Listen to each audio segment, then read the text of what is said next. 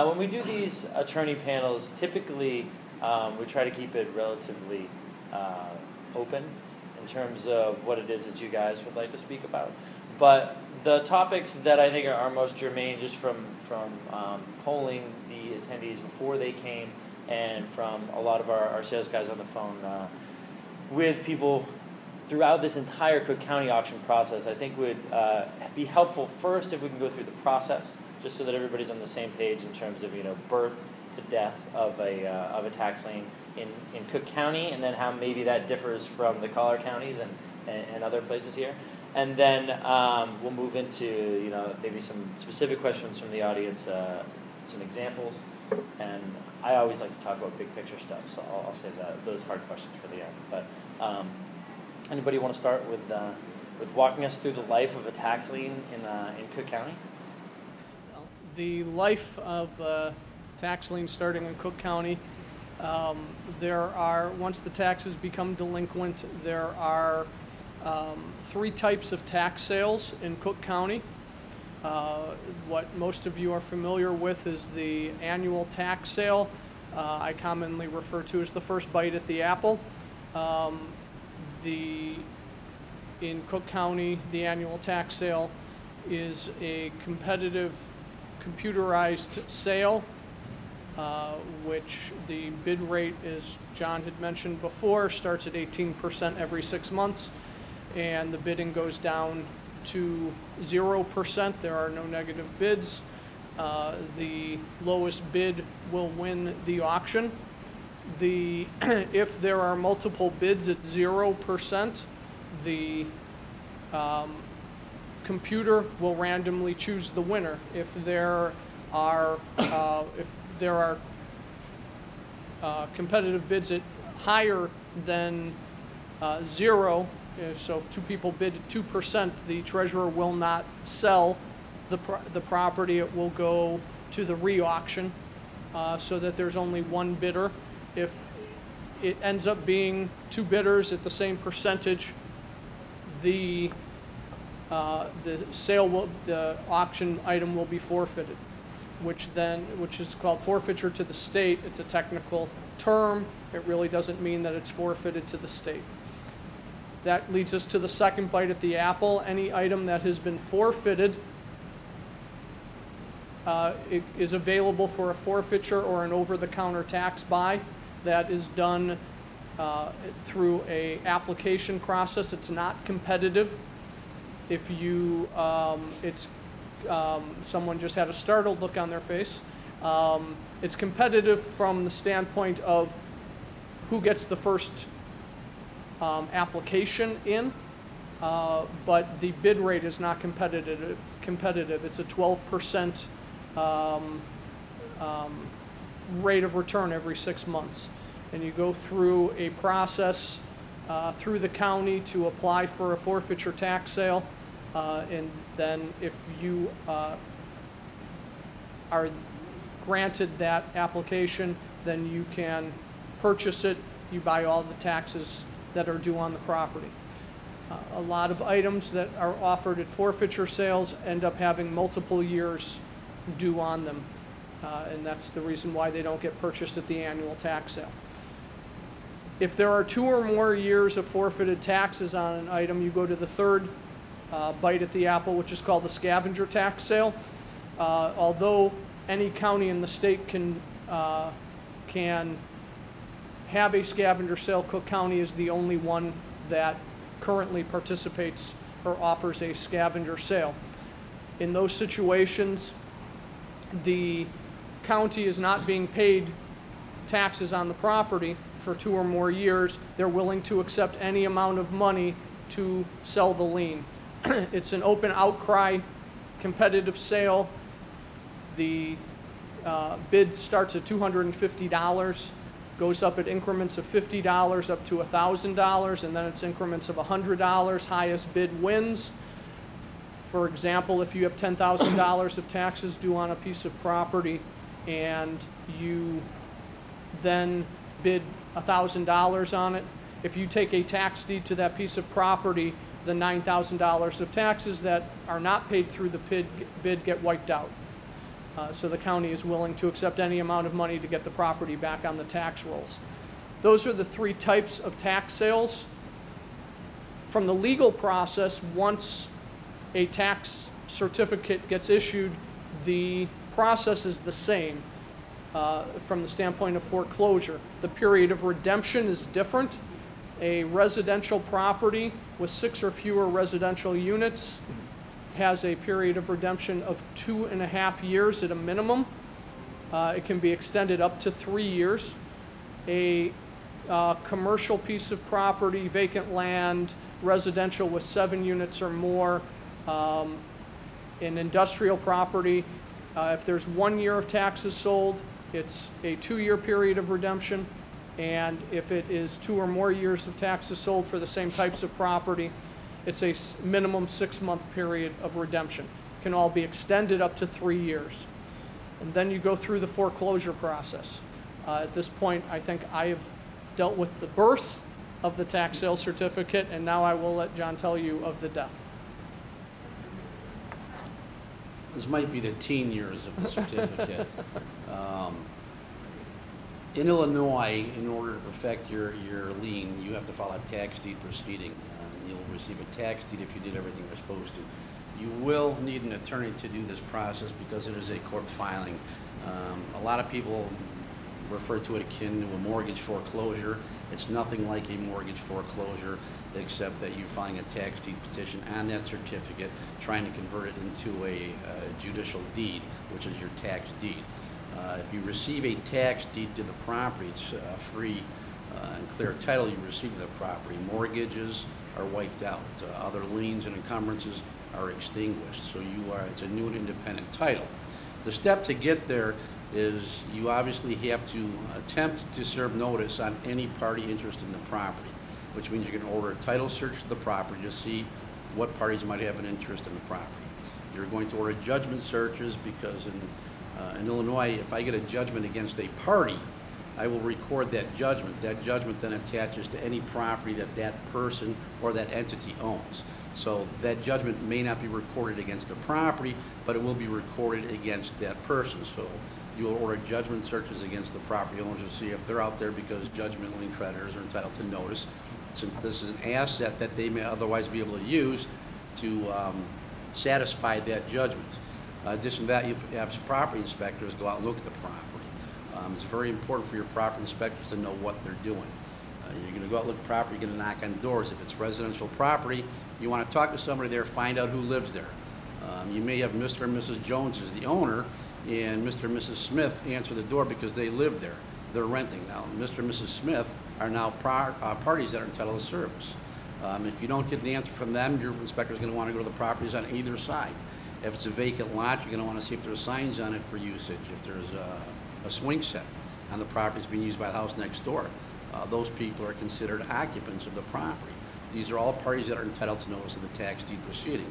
Once you have gone through your title, once you've gone through your inspection, and you've determined who are the interested parties, you'll then file your tax deed petition. And just so we're clear, these steps are the same in every county in the state of Illinois. The property tax code covers the entire state. There are some differences and some nuances between Cook County and the rest of the state, because Cook County is Cook County unto itself. But as far as the state statutes go, it's the same in all of them.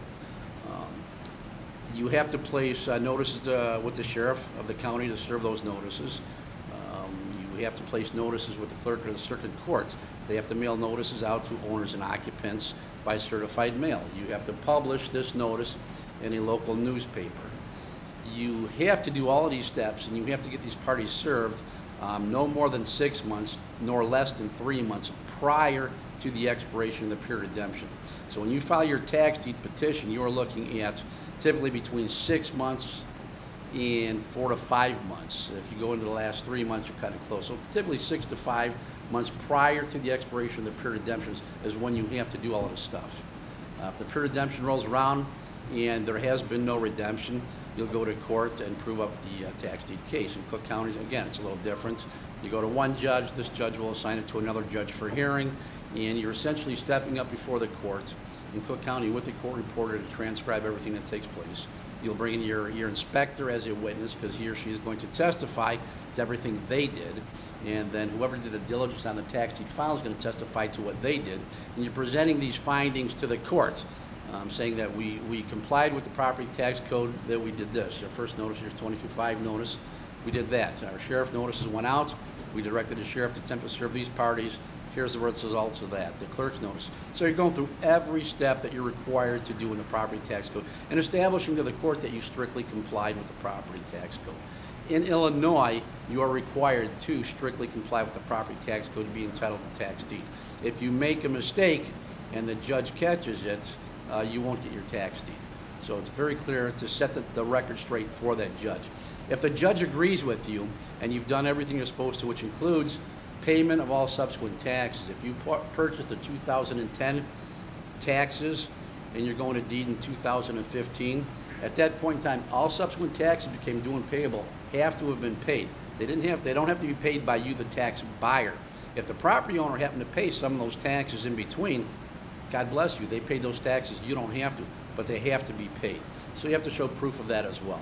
The judge signs the order directing the issuance of the tax deed. You now own title of the property. You have a right to possession of the property. You have to take that tax deed and record it, which is a very important step. As Michael mentioned earlier, the life of a certificate, depending on the property and the tax sale, can be anywhere from 6 months out to a maximum of 3 months, or excuse me, 3 years. Never can you extend the period of redemption beyond 3 years. Your tax deed has to be issued and recorded within 1 year from your expiration date. Otherwise, your tax sale is null and void. So if you sit on your tax deed and fail to record it, you've just been a gratuitous taxpayer. So it's very important in the state of Illinois that you know what your steps are, know what your obligations are. Once you have your tax deed, just like any other judicial deed or judicial order, beyond 30 days it's a final order, and the ability to come in and affect that tax deed and try to have it set aside shift greatly. If Michael's trying to get a tax deed right now, he hasn't gotten a tax deed yet, but the period of redemption expired, I can come in and tell the court, look, he had these 10 steps that he had to strictly comply with. He missed one of them. He doesn't get a tax deed. Now, if he gets a tax deed on the same parcel of property, and I'm coming in within 30 days, I can still make those exact same arguments, and I win. If he's had his tax deed for more than 30 days, I now have to come in and try to vacate that by an allegation of fraud, saying he committed a fraud upon the court in getting that tax deed. Now it becomes much harder. Although he missed this one step, the court was aware of that one step and gave him a tax deed anyway. Now he hasn't committed a fraud. I can't set aside that tax deed. So his title is still good. There's one final remedy that's available for property owners that lose title of the property. In Illinois, it's called the indemnity fund. And I don't know if you want us to get into that.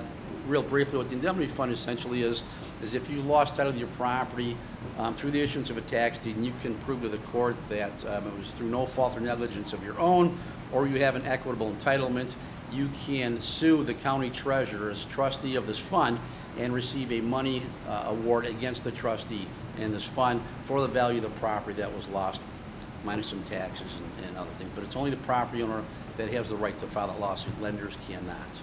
You want to add something to that?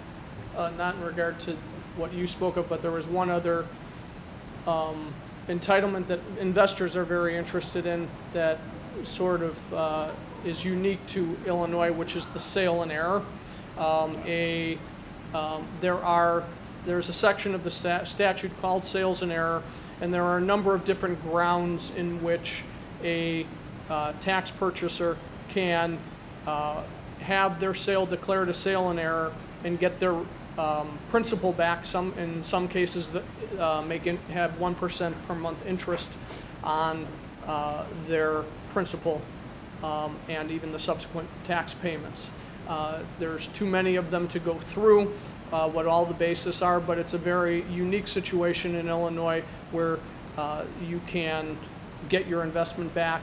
Sometimes you just decide you don't want a piece of property, and your attorney can find a basis within the statute, sometimes just by searching, sometimes by being creative, and taking advantage of a certain situation that they can find to get you your investment back. And then what John had also mentioned from the standpoint of contesting a case, if John contested my case and he won, and I would. Go ahead. that then one of the bases to get your money back is called a bona fide attempt. And so I would, in that situation, if John would point out to the court that I didn't do one of these steps and that my client didn't strictly comply with the provisions of the property tax code, I would ask the court to make a finding that my client made a bona fide attempt and then is entitled to get a refund of their principal of their investment back. No interest, but they wouldn't lose money other than attorney's fees and maybe a little bit of costs. So that's a unique aspect of Illinois law that I don't know that any other state has. You want to talk about 5%ers too? From an investment standpoint? Yes. When I was discussing the annual tax sale, in Cook County there will be you have to pay a tax search fee, and after you pay, for example, they just had the 2013 annual tax sale, you paid the 2013 taxes, then you have to pay for a tax search, which is $37. The county will then search the tax records for the past 20 years. If there are any prior year's taxes that are due and payable on that property, they give you a bill. You have 10 days to pay those prior year's taxes. They get included in your certificate at the same interest rate as your bid. If you do not pay those prior year's taxes, you get what is called a 5% tax certificate. We commonly refer to it as a 5%er. You cannot foreclose on that. It just becomes a 5% lien against the property for 20 years. So if the property owner were to sell the property, when they get their title insurance, it should pick this up, and they would have to redeem your tax sale, and you would make interest at 5% on what that annual bid sale was. But you don't get the right to foreclose, which is what John had discussed. Now, is the sale and error statute good only for Cook County, or is it for the entire state? It's the entire state. Right, and that is, I mean, when we speak with investors about, and banks and lenders too, that's a huge differentiating factor between the state of Illinois and many of the other states, for sure. It is, and it's very subjective from county to county. Although it's a state law, some of the creative aspects that attorneys get involved with in the sale and error statute are subjective to the judges that are making those decisions county to county. In Cook County, the current judge that hears a lot of those cases is very liberal in regard to granting sales and error. One of the bases for a sale and error is a county official error. County official errors in Cook County can be, it's very liberal. For example, if the property says it has a basement and you can see that the property is just on a slab, if the assessor says there's a basement and there's not a basement, he'll say that that's, he has the opinion that that's a county error. And other counties, even other judges in the county won't, will not grant that. So it's subjective. Interesting. And just because it's so important and it's so often talked about, are there any other examples, hypothetically, of creative ways that you've seen or that you've heard of attorneys being able to void the sale or take advantage of sale and error statute on behalf of their clients? There are, in regard to city liens, is if there's a city lien for is a basis that certain city liens you have to reimburse the municipality if the municipality has advanced funds for police power and welfare. For example, a demolition lien, a board-up lien, a weed lien. In order to get a tax deed on those properties, you have to reimburse the municipality for those funds. If you don't want to reimburse the municipality, you're entitled to a sale and error without interest. In some counties, even though the lien may not be technically for police power and welfare, one of those liens that I had mentioned, the court will grant them. Sometimes you can it doesn't even have to be a lien. You can just show that the municipality has advanced funds but didn't record a lien, and some of the courts will grant them. Can you think of any others? No, I mean, there's a whole statute that deals with sales and errors and enumerates the grounds you can use. They're fairly straightforward. We can get creative with what fits in there sometimes, and depending on the county you're in, it'll fly or it won't fly. You have to understand, in Cook County, we have, how many judges up there? On the 17th floor. We have 8. Sometimes 8 to 10 judges up on the 17th floor of the Daily Center that are here, tax deed related matters 5 days a week, and that's all they hear. They hear the tax deed stuff, the sales and errors, our prove-ups. If you go into any other county, they have one judge, and that judge hears collections, foreclosures, and maybe a tax deed case here and there. You go out there and you get involved in tax deed litigation, and typically the judge has never had a tax deed file ever litigated in front of him or her. And if they have, you're lucky, because it doesn't happen often. Sales and errors, they rarely hear them, although that's more. The point being, in Cook County, the judges here are very in tune with the property tax. The judges here know the property tax code. They understand the property tax code. They deal with the property tax code. You go outside of Cook County, we have to educate the judges because they don't know the property tax code. They've never dealt with the property tax code. Just like most attorneys, if you're not in this area, you're not going to take the time to learn it, because why would you? It's complicated, and if you're going to deal with one property tax code matter in your entire legal career, you are not going to spend the time on this. And the same is true of the judges. They don't hear these matters, so they don't learn it, and they don't want to learn it. So it's up to you to educate them. But that's why you have this great discrepancy. You go to some of these other counties, and their concept of the property tax code and your rights as the property owner is, wait, did you know you're supposed to pay property taxes? You knew that. Did you pay them? You knew you didn't pay them. What's left? You lost your house. That's it. It's clear cut with them. They're coming around, but that's what you deal with outside of Cook County. So the benefit of Cook County, of course, is we have judges that, not all, but most of them know what the property tax code is, understand it. But it does allow for some creativity with some of the stuff, because they understand that the overall concept, especially the sale and error statute, is to induce tax buyers to go to the tax sales.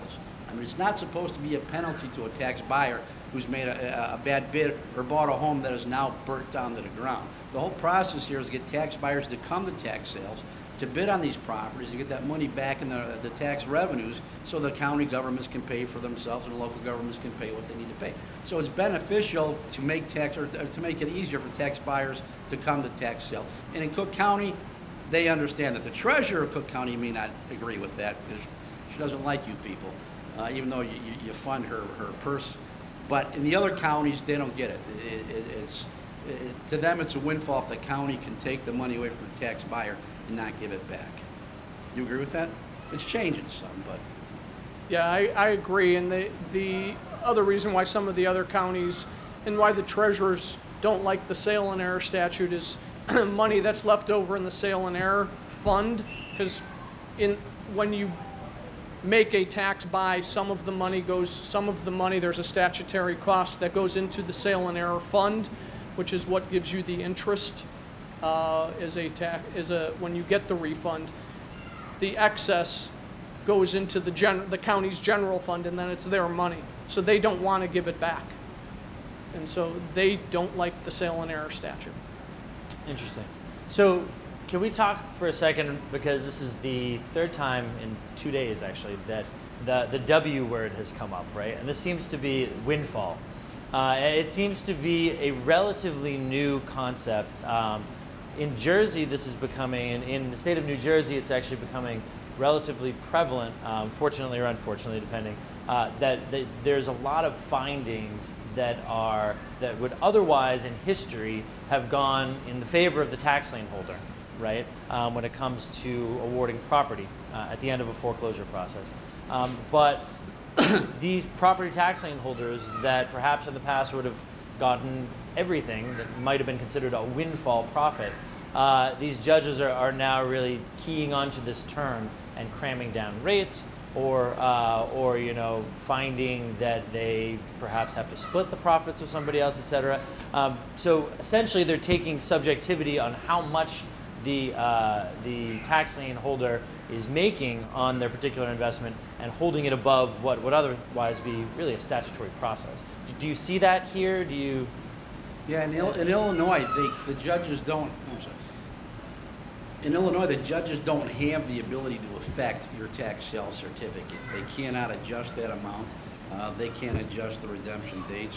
Not equitable redemptions, but they don't have the ability to look at what you are making on this property balanced with what it cost you to get a deed, and then try to bifurcate that somehow and say you only get a part of it. Now, they can look at your tax deed file more strictly and say you didn't do what you're supposed to do, so therefore you're not getting a deed to the property. I haven't seen that happen as much. There was a period in time a few years ago that I would say that was happening. It was certainly happening with the appellate courts, and I think all of that was just a trickle-down effect from all the mortgage foreclosures and the economy. I mean, it became impossible for a bank to foreclose on a mortgage out here, and if they did, it went to the appellate court and they reversed it for whatever reason they wanted to make up, just because the economy had become in such a state of flux that it was. And of course, nobody cares about a bank. I mean, the appellate court, they weren't concerned with a bank's loss on a bad mortgage, so they weren't going to uphold those standards. And I think to a certain extent that mentality did trickle down into this area for a while, but only at the appellate court level. You have some judges that may have wanted to apply that, but we don't really see a lot. At least I haven't. Have you, Michael, seen a lot? I think the judges, they follow the statute, and if you're entitled to your tax deed, you'll get your tax deed. And if you got your tax deed and you did what you were supposed to, and you were open and honest with the court and there was no fraud, you're going to keep that tax deed. And that's the way it is. And the big thing with that is because these judges know that although you may have taken away Mr. and Mrs. Smith's home, they still have this indemnity avenue to come around. And what happens most often is they'll do what's known as a flip agreement with the tax buyer. So the tax buyer then will get the benefit of that indemnity award once it's issued, and they will get the property back. So Mr. and Mrs. Jones typically are never kicked out of their home, even though they lost it for the failure to pay their taxes. The tax investor gets the benefit of the value of the property that they invested, the value of the property through the judgment award, which should be multiple times what they invested if they did it right, and the property owner gets to maintain their property. The judges out here understand that concept is out there, so the threat of throwing somebody out of their home isn't as great as it used to be, and judges are more inclined to uphold the tax deed now and let that other process take its course so that it achieves the goal it was supposed to, and that is the tax buyer doesn't get hurt. Tax buyers still want to come in and bid on this, and the property owner doesn't get hurt because they still have their home. So we don't see a lot of, I don't know that I've seen any of that where they're trying to do something. And I don't know that I've ever heard a judge, at least in Cook County, use the word windfall. Not the county courts, but the appellate courts. I think was it last month or 2 months ago, there was an appellate court case that came down that they actually upheld the tax deed.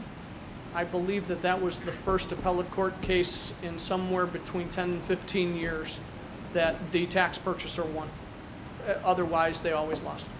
And so that it was a cyclical movement, and maybe it's starting to come back a little bit to be more fair. Questions on the process?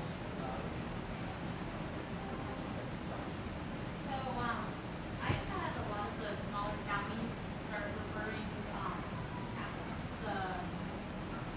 the property owners to contact us to do workout payments. I was just concerned if that's something that would compromise the tax deed eventually, or our status as a lien holder in the case of a bankruptcy. I would advise against that. I've always told my clients, don't ever enter into any type of agreement with the property owner. You may want to, you may think it's a good gesture, but it can have the effect to kill your tax sale. Your tax certificate has a certain life in years. Within that time frame, there are certain steps you have to take to keep that certificate alive and viable. Once that pure redemption expires, it is expired. You better have done what you're supposed to do before that with filing your tax deed petition and serving the parties. If you've told somebody that you're going to work out a payment plan with them, and then they don't follow through and you go into court to take away their home, guess what? I'm going to step up and say, wait a minute, we had an agreement in place And that, in effect, means you have given me extra time to redeem. You've extended the period of redemption for me. Now, legally, you can't do that, but pragmatically, I'm going to argue that you did. It creates a lot of headaches for you. If the period of redemption has expired, and you've already filed your petition, the period of redemption has expired, and now you want to work out some type of an agreement with the property owner, go ahead and do it. Just be aware of that 1 year time frame that you have to take out your deed and record it. Because if you go beyond that and you haven't taken out your tax deed and record it, your tax sale is dead. And you can't get a sale and on it then because the life of that certificate is gone. So I would never, I've always advised clients, don't make agreements with a property owner prior to the expiration of the period of redemption unless it's a piece of property, A, you don't want. If it's a piece of property you just don't want, you've got $3,000 invested into it, they want to pay you $5,000 over 5 months, and you may say that's a good idea because I'm not going to take title of the property anymore, then you might want to consider it. Otherwise, I would never do something like that prior to the expiration of the redemption because these parties still have certain rights that they may or may not be aware of. But your agreement may negate some of them rights, which is going to be real bad for you when it goes to the ultimate hearing of the case. The statutory framework in Illinois provides that the county clerk is a third-party intermediary between the tax purchaser and the property owner or anyone else who has an interest in the real estate. Until the period of redemption expires, I advise my clients to have no discussions other than the door knocking inspection with an occupant or an owner of the property. If they call you or if they call me and they ask, can we have some extra time to redeem? The answer that I always say is no. The period of redemption expires on August 14th. Call me on the 15th if you haven't redeemed, and then we can talk. But I will not even, I instruct or advise my clients not even to talk to them because you don't want to give any indication that there could be any type of an agreement that you are extending or doing anything for them until the period of redemption has expired, because you don't want John to come into court, as he said he would, and say that there was some type of an agreement in place, whether it was written or oral. You don't want to have any indication of that. After the period of redemption expires, and you may want to, take in what I refer to as an in-house redemption, that would be fine, as long as it's properly documented. Because once again, you have to keep that 1 year in mind. When I have drafted those types of agreements for clients, it will say you have X amount of time, whether it's a monthly payment plan or if it's just you have a certain amount of time to pay, but you give yourself enough time to still go in and perfect your tax deed, and that their time has then expired. Did I see another handout here? John, you spoke before about how mortgage foreclosure and tax lien foreclosure are markedly different processes, right? And depending on the state and depending on the time over the course of the life of the lien, the banks and the tax lien holders are often at odds. Can you maybe speak a little bit? Yeah, we win. Yeah, exactly. That's part of the problem, right, for them. But can you speak maybe a little bit to the relationship between maybe the bankers associations or the mortgage associations and the tax lien investing public here? How has that been over time? Is it strained? Is there anything that you or they have done to, you as the tax lien investing public here have done to help that? Because we do win, so. Yeah, I mean, and that's the thing. The first thing you have to understand is a tax lien in the state of Illinois is a first and prior lien. As of January 1st of the year it's assessed, it's a first and prior lien. So any mortgages on the property are extinguished with a tax deed. Now, of course, the lenders don't like that, but the reality is they're supposed to be served with notice. If you did what you're supposed to, they're going to get served with notice of the tax deed proceeding. They have a right to come in and redeem, so they can't pay those taxes and save that asset that they're using as security. Many times they don't do that, and they have the reasons. Maybe it's incompetence. Sometimes they look at what they have into it, they look at the value of the property, and just say it's not worth it. The problem with the mortgage foreclosures is they'll go through the foreclosure and they'll go through a judgment order of sale, and it'll be sold at a sheriff's sale to some investor who doesn't know anything, has never heard the word property tax sale before, and they think they have a good deed, and they find out that the pre-redemption's expired, and now a tax deed's been issued. So they just bought a sheriff's deed that is no good. That's where the problem, I think, comes about with the mortgage companies and their irritation, but it usually goes to their counsel, in that many of them process these foreclosures assembly line. You think that's the right word? It's more like an assembly line type of situation. Yeah, it's A, B, C, D. Here's the form, sign it, fill it out, and we're done. And they don't actually take the time to look at their minutes of foreclosure that the title company gave them, that there's a tax sale out there, and this goes through. And the bottom line is they are extinguished. And if you go back to what we mentioned earlier with this indemnity cases, the indemnity award is supposed to be, let's say the property is worth $200,000, and there's a mortgage on it for $100,000. In theory, what should happen in that type of case is the property owner will get an indemnity award for $200,000, less the $100,000 part of that should go to the lender. That may work out. Sometimes we may negotiate with the lender, and they may sell their mortgage for 10 cents on the dollar because they don't know any better. But the point is, they're extinguished and they can't do anything about it. The property owner has lost their title to the property, but they still have the right to file that indemnity suit. A lender can do nothing, and they can hire someone to come in and try to set aside the tax deed, but that's it. They're done. They've lost its security. And let's be honest, the personal liability on the notes in 99.9% of the cases is useless, because for most people, their big asset is that home. And once that's gone, they have nothing left you're going to get from them. So that's the big distinction between, or the fight, if you will. The problem is it's not really much of a battle because they don't have anything and they can't do anything. It's different from the mortgage foreclosure. When I said earlier, tax sale is different because you have a finite set amount of time to do what you need to do as a certificate holder. You cannot sit on that certificate and do nothing until you feel like it. A mortgage foreclosure, if they haven't been paying the mortgage for 3 months and you want to file, you can file. If you want to wait till they've been paying for a year, you can wait till they've been paying for a year and then file. Certificate holder, you can't do that. You have to follow that strict timeline. You've also got privy of contract with a mortgage, which you don't have here. You've got fair debt collection practices law that applies to the mortgage. We don't have that here. You're not a debt collector. So there's some very major distinctions. Mortgage foreclosure, they can come in and ask for more time to redeem.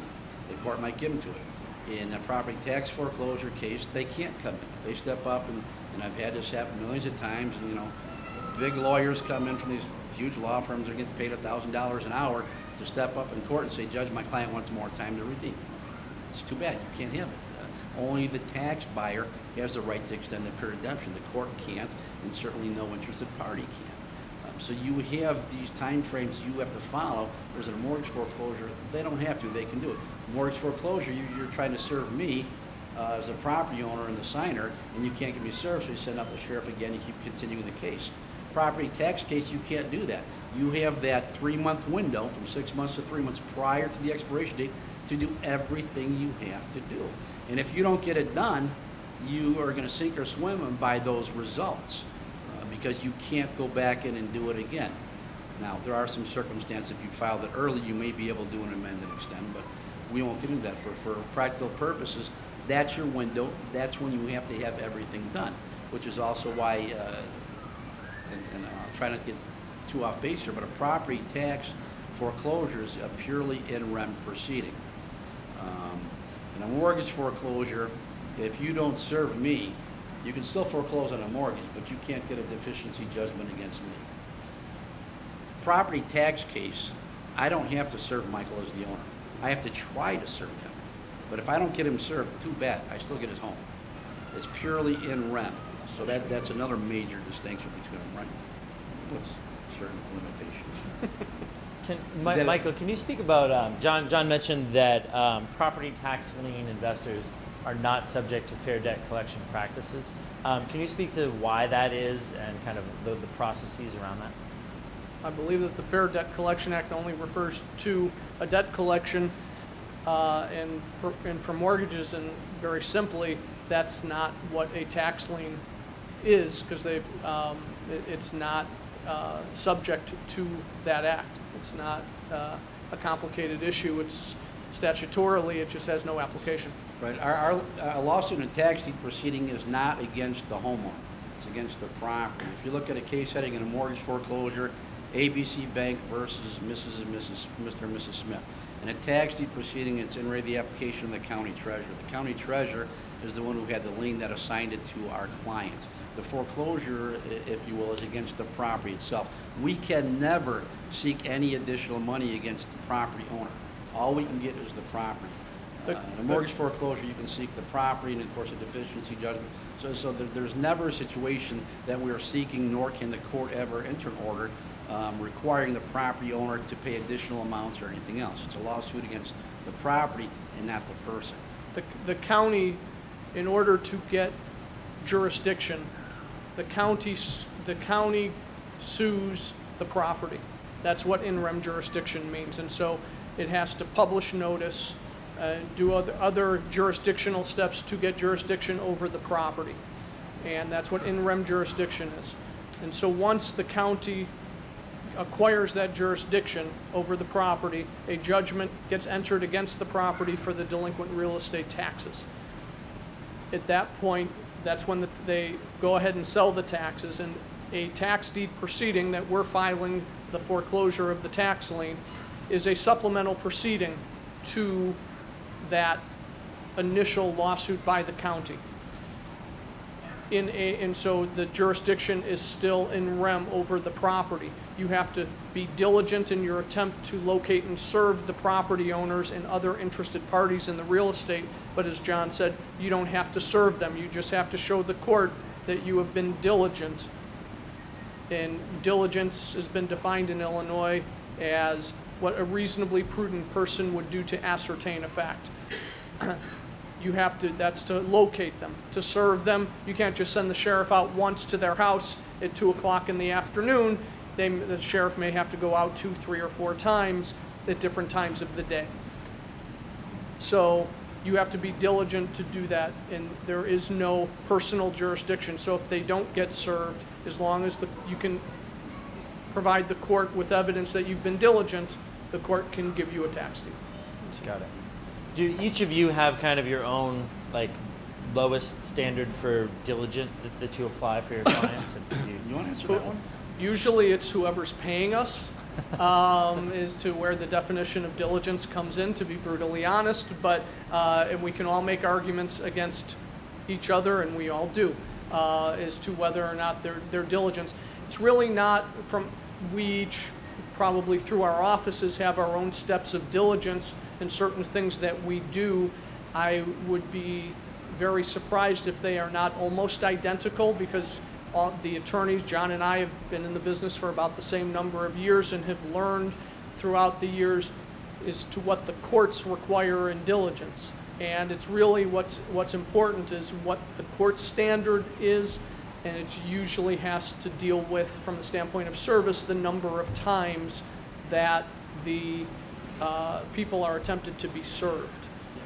So that's really where it stands, and where John had mentioned the 3 to 6 month notice serving period, where he had mentioned you have to serve people or file your tax deed proceeding not more than 6 nor less than 3 months prior to the expiration of the period of redemption. In Cook County, you definitively want to do that as close to 6 months as possible, because the sheriff's office is so terribly inefficient that you might not get results from the sheriff's office, that your attempt to serve John Smith was unsuccessful and they only went out once for a month or 2. And so you are going to want to send them out again to be able to show the court that you've been diligent and you're continuing to try to serve them. If you serve them with 1 month left in the serving period, they only go out once, the court might say that's not diligent.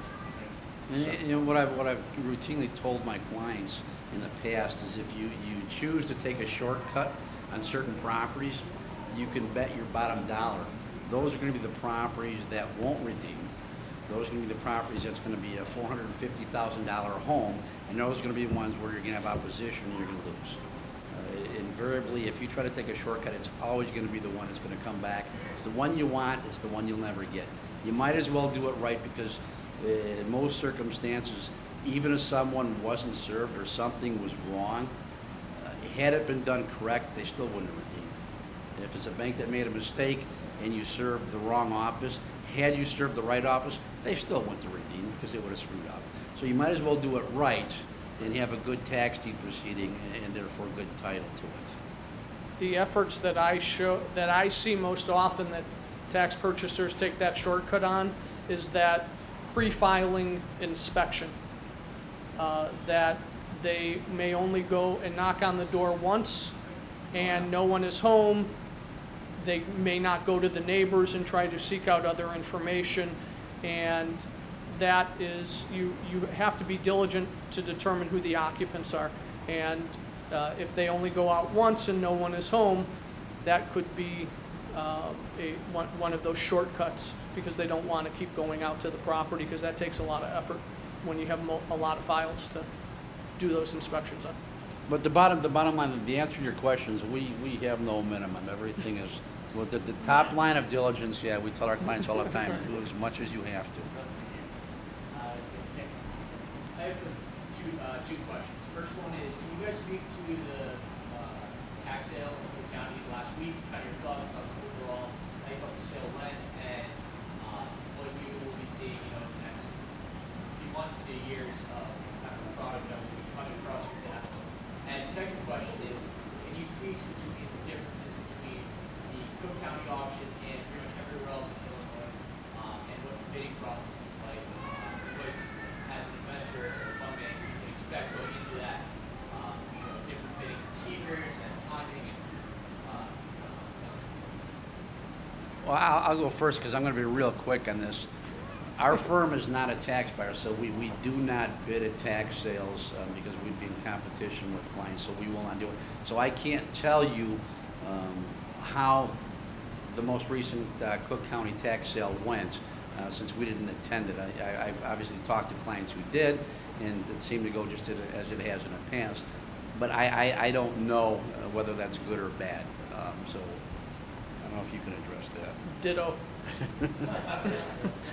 Yeah, because we don't routinely, I mean, if I go to a tax sale for my partners and I'm sitting next to a client, they might get a little irritated that as their attorneys we're bidding against them. So we don't actively participate, only our clients do. Everything I've heard about the Cook County tax sales went just as it normally did. There's big distinctions between the Cook County tax sale and the rest of the state. For those of you that have bid in other counties, they may be a little more friendly, they may be a little more helpful. I know Michael had talked earlier about this forfeiture issue of if you have multiple simultaneous bids at anything other than 0 in Cook County, they forfeit the taxes. That's a Maria Pappas special. In other counties, they don't forfeit taxes. If nobody bids on them, they're actually sold to a county, what's known as a county trustee at 18%. It's a private entity that has contracted with the counties to process those certificates. They'll file petitions on them. But that's also why in these other counties you don't come across, number one, these back tax bills in Cook County. You've got the two-step process. You bid on the certificate. You're a successful bidder. The second process is to obtain these back taxes and pay them if there are any. In other counties, there aren't prior year's taxes for the most part because they weren't forfeited. They would have gone to the county trustee at 18%. Now, you will run into some circumstances where there might be priors open because a prior tax buyer had gotten a sale on air and gotten a refund and thereby opened up those taxes. But it's not that often. So you don't have that process, which means you also don't have 5% certificates in other counties in the state like you do in Cook County because you're completing the sale. You're usually picking up the 1 year. So that's one of the biggest. There's other distinctions with posting the sub-taxes that you need to be aware of and stuff as well. But other than that, you got to remember, it's all governed by state statutes, except that each independent county trustee is allowed to run his or her sale as he or she deems fit within the parameters of the property tax code. From the standpoint of the other county tax sales, from our answers are the same in regard to the bidding processes are different, and there's 101 counties in Illinois. They're all a little bit different than each other. The most important thing that I can tell you in regard to the other counties, the first take notice that has to be sent, which John referred to as the 22-5, it's 22-5 is the section of the statute. The notice has to be sent out within 4 months and 15 days from the date of sale.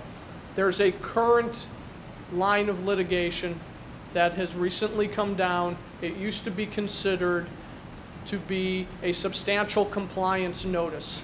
We all know that Illinois is a strict compliance state. There's a line of cases that just came down from the appellate courts that now that notice is a strict compliance notice. So if you don't dot an I or cross a T, you might not get a tax deed. And if John or I come into your case, you won't get a tax deed. And if you use the county to prepare it. That's the key point. Some of these other counties will offer to prepare that take notice for you.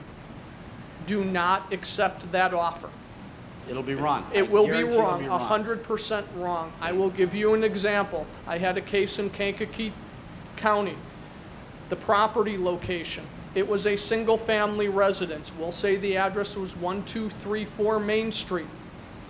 The property location that the county put on their take notice was Kankakee Township. It was the entire Kankakee Township. That was the property location. I filed objections to the issuance of that tax deed based on that. That case was resolved in the snap of a finger. It's because the county prepared that take notice. So And you as tax buyers can't yet use that as a defense. You can't say, wait a minute, I paid the county to do it. It is your burden to make sure that those notices strictly comply with the property tax code. So if you pay the county to do it and they did it wrong, you just lost your deed. So either do it yourself if you feel that you can, or have your attorney prepare those notices for you. It's very important, and at least until that line of cases gets reversed. Yes. The Collin counties, you get the bid rate once a year or twice a year, is that right? Sorry. Collin counties, they don't pay twice a year interest rate? The interest on the bid is always calculated at every 6 months. So it's twice a year In the state. at the entire state. It's the subsequent taxes that is an annual. So I read that, I think, John, you put out that case ruling where they vacated the sale because a company had, they did an extension on the redemption date, and they had put down the wrong subsidiary company. Is that the bridge case? There were like 2 or 3 of them recently. Secondary market, what should we be looking for in terms of noticing if we're trying to buy somebody else's portfolio? If on a secondary market you're looking to buy stuff in Illinois, look at the tax deed file. If the tax deed file has not been filed yet, you'll have a couple of things you want to look at. There will certainly be this 22-5 notice, which is the first notice we've been discussing. That'll have to be in the file. Make sure it's proper. Make sure it's posted to the tax sale. Then you're going to want to check any extensions that are in the file. If a tax deed file has been filed, that's all you're going to have to look on. So you're going to want to make sure those are proper. And to make sure they're proper, of course, you're going to have to look at the tax maps, the assessment records, and those types of things to make sure that the addresses and everything sync up, so that those 22-5 notices are correct.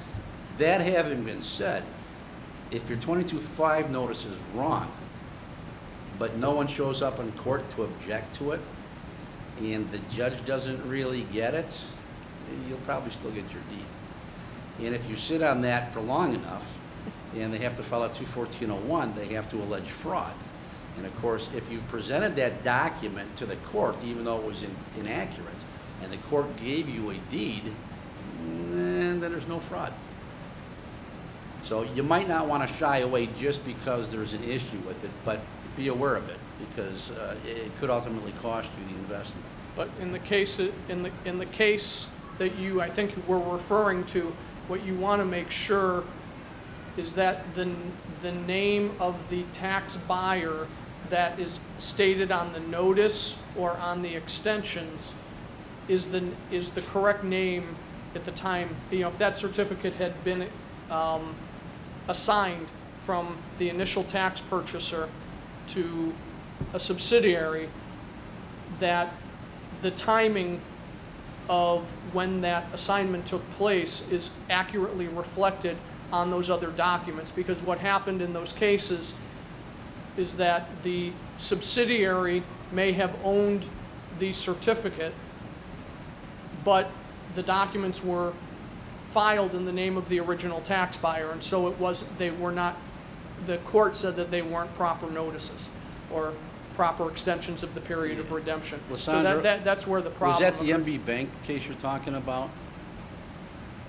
So, Oh. all I remember is my concern is that if we're going to buy tax liens and somebody on the secondary market, and then once they've done the 22-5, but then I want to extend the time out for 3 years, is there going to be a conflict with the notice coming out from ABC company and now here's No, because certificates in Illinois are freely assignable. You can assign a certificate.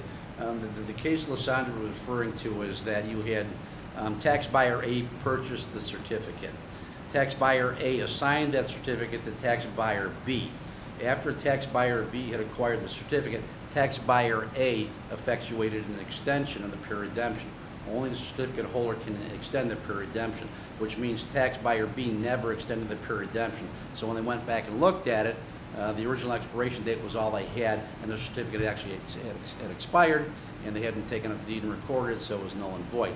That's the situation that was in that case that you're referring to. But once the certificate's been assigned to you, you have every right that the original certificate holder would. You can extend it, you can sell it again. They're freely assignable. You just need to make sure that something wasn't done before you purchased it, that's all. But the ability for you to go ahead and extend them after you've purchased them is absolute. You can't shorten it though. If they've already extended out the full 3 years and they assign the certificate to you, you can't bring that extension back any. It's going to be stuck at that 3-year date. That answer your question? Okay. Other question? I just want to go back really quickly, John, to when you were saying before, and you were talking about the redemption period and paying subsequent taxes, and then you said, you know, if for some reason the property owner had come in and paid some kind of tax subsequent to your tax lien position, right? Now, what's an instance in which that would happen? Because in other states, in many other states, not all other states, if you pay a tax, if you come in as a taxpayer, it's applied to the oldest bill, right? And there's a rule about that. So can you just walk us through how that could happen? Yeah. Here's the thing. In Illinois, the tax purchaser has to establish that all subsequent taxes have been paid prior to getting your tax deed. They don't have to be paid by you, but they have to have been paid or satisfied. Any subsequent sales have to have been redeemed. So let's say, for example, you've purchased the 2010 taxes on a piece of property. Well, the property owner, let's say they don't know that the 2010s weren't paid because they thought they had paid them. In fact, let's go one step further. The tax bill for the 2010 year is $5,000. 2 installments, $2,500, $2,500. Mr. Property Owner paid the first installment, $2,500. The second installment was due September 1st of that year. Mr. Property Owner comes in September 13th with a check for $2,500 and pays that. Well, they paid late. So now they were just charged a 1.5% penalty as interest on that. They didn't pay that amount. So let's say that's the amount that's sold at the tax sale. So now you as a tax purchaser have purchased that. The property owner isn't aware of this because in his mind, he's paid all of his taxes, he's good to go. In fact, when you serve with notice, he's probably going to throw them on because he thinks you're crazy, you know what you're talking about. So the 2011 tax bill comes out, Mr. Property Owner, like the good citizen that he is, pays his taxes. The next year comes out, he pays his taxes again. You file your tax deed proceeding, you serve notice on him. He says, you're crazy, he throws it out. His wife looks at it and says, I paid the taxes, honey, good, throws it out. You serve the lender calls him up, we don't have an escrow account, we don't care, did you pay your taxes? Look, yeah, okay, we're not worried about it. So now you go to get your tax deed, everybody's been served. They still don't know about it because they've thrown everything out. They're not showing up in court. And you have to prove to the court that those subsequent years' taxes have been paid. Well, they have in fact been paid. I didn't pay them, but they've been paid. And that's all you have to prove. You're not required to pay them, okay, but they have to be paid. That is also why in Illinois you get to pay these subsequent taxes and post them to your tax sale. Because as a tax buyer, it's your obligation to make sure that they are paid when you go to deed. And so because you bear that burden, you also therefore have the right to pay those taxes once they become delinquent. The property owner gets the first shot to timely pay them. But once they don't pay them timely, you have the right to pay those, add them to your tax sale. Those will carry 12% interest. And now when Mr. Property Owner comes in to redeem, he's got to pay the original tax purchase that you made with whatever penalty rate you purchased and any subsequent taxes you've added to. They have to pay them all. He can't pay one at a time. He has to pay the entire amount, which makes it problematic for some people because they think, my 2010s were sold, I'll wait a couple years, I'll go in and pay the 2010s. Well, by the time they go in, they get a tax bill or they get the estimate redemption. It's got 10s, 11s, 12s, maybe 13s on it. And now instead of a $10,000, he's got to come up with $40,000 and they can't do it. So it's problematic for them. Sometimes maybe a good strategy for tax buyers, but because you have the burden to show that they've been paid, you therefore have the right to pay them and post them as well. Makes sense, yeah.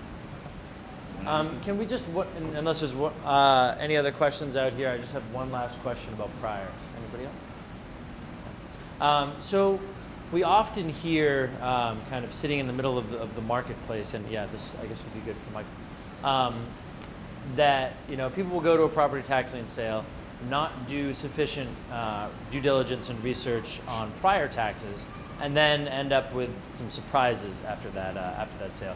Can you just speak to how that might happen, the importance of it, and then what happens, if you find out you've got 3 years of priors afterwards, and what that does to your portfolio? Okay. Well, 5%ers. That goes to the reference of the 5% certificates that we talked to before. If you don't do the proper research after the tax sale, you pay for your tax search, the $37, and then you will get confronted with bills from the county saying that you have to pay these prior year's taxes. If you don't get them paid within the 10-day period that the law provides, or any extension thereof that the county decides to charitably give you, you will be given a 5% certificate.